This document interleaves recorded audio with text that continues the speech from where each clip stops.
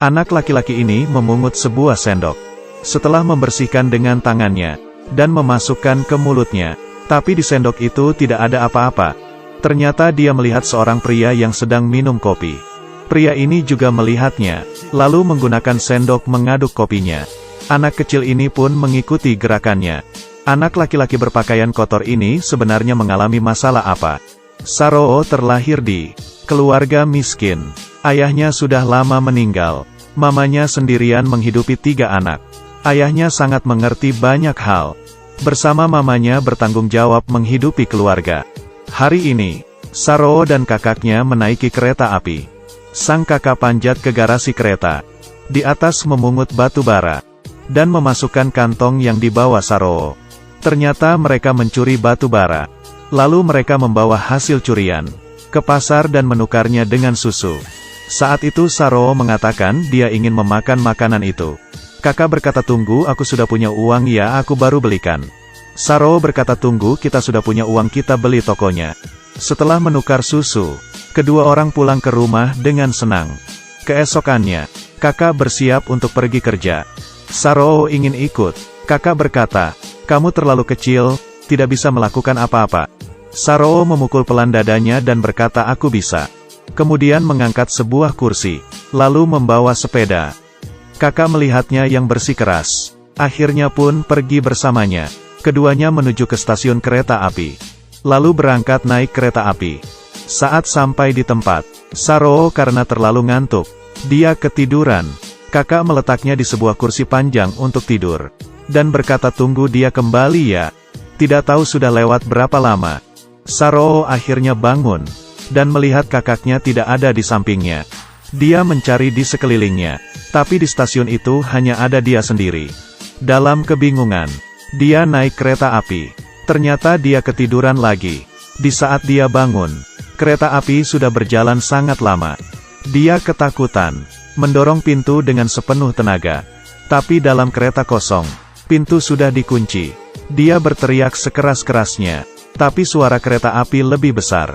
Sehingga suaranya tidak terdengar. Saroo menemukan di dalam kereta ada biji apel. Itu adalah makanan dia satu-satunya. Tidak tahu sudah berlalu berapa lama. Kereta api sampai di kota yang asing. Dan berhenti. Apakah kamu pernah mengalami hal yang sama? Naik kereta api yang salah. Atau ketiduran di atas kereta api. Dan terlambat turun dari kereta api. Anak kecil ini salah naik kereta api. Setelah kereta api berhenti, dia naik ke tiang di lobi. Melihat lingkungan sekitarnya yang asing. Dan meneriaki nama keluarganya. Tapi tidak ada yang respon. Saat itu Saroo lapar dan haus. Di saat minum, melihat pengemis anak kecil, Saroo pun mengikutinya. Dan tiba di suatu lorong. Di sini banyak anak yang kurang lebih seumuran dengannya. Anak kecil yang baik hati memberinya selembar kertas. Lalu tidur bersama dengan anak-anak pengemis lainnya. Tiba-tiba terbangun oleh suara teriakan. Sekelompok preman sedang menangkap beberapa anak kecil ini. Saroo sama sekali tidak melihat ke belakang. Dia terus berlari dari sana. Saat itu muncul sebuah bus. Untungnya Saroo dapat menghindar dengan cepat. Dan berhasil kabur. Hari sudah terang. Saroo berjalan di jalan tanpa arah. Tidak tahu rumahnya di mana. Dia hanya tahu sampai di sini dengan kereta api. Kemudian Saroo berjalan mengikuti rel kereta api pulang ke rumah. Di perjalanan bertemu dengan wanita yang tak dikenal. Kebetulan mengerti bahasa yang diucapkan Saroo. Setelah mengerti dia tersesat. Melihat dia yang kasihan. Dia membawanya pulang ke rumah. Dan memberinya makan. Makanan yang enak. Dan membantunya mandi. Berkata akan ada orang yang membawanya mencari mamanya. Keesokannya, seorang pria yang tak dikenal muncul di depannya. Pria itu memeriksa badan Saroo. Seperti memeriksa suatu barang. Saroo merasakan ada sesuatu yang tidak benar. Sepertinya bertemu dengan penjual manusia. Saroo pun diam-diam kabur. Dia berlari dengan sekuat tenaga. Semakin lari semakin cepat. Atau karena ketakutan. Atau karena kangen dengan mama. Melewati kaburan kali ini. Dia sudah sendirian selama 2 bulan. Menjadi seorang pengemis. Tiap hari memungut sampah untuk hidup. Hari ini, Saroo menemukan sebuah sendok di tanah. Lalu membawanya ke bawah jembatan. Saroo duduk di lantai. dan mengeluarkan sendok dari kantong. Tatapannya melihat ke depan, melihat seorang pria di seberang yang sedang minum kopi. Pria itu menggunakan sendok dan meminum kopinya. Saroo mengambil sendok, dan meniru gerakannya. Pria yang menyadarinya pun tertawa. Kemudian pria itu menggunakan sendoknya mengaduk kopi. Saroo pun juga menirunya.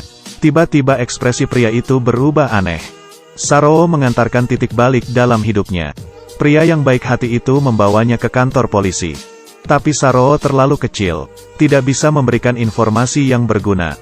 Sama sekali tidak bisa membantunya mencari keluarganya. Hanya bisa mengantarnya ke rumah panti asuhan. Di sini dibandingkan kehidupan pengemis sudah jauh lebih baik. Tapi dia kehilangan kebebasan. Suatu hari, pemilik panti asuhan menemui Saroo. Mengatakan setelah informasinya disebarkan, tidak menerima kabar apapun, dan memperkenalkan Saroo orang yang akan mengadopsinya. Ini adalah pasangan suami istri dari Australia.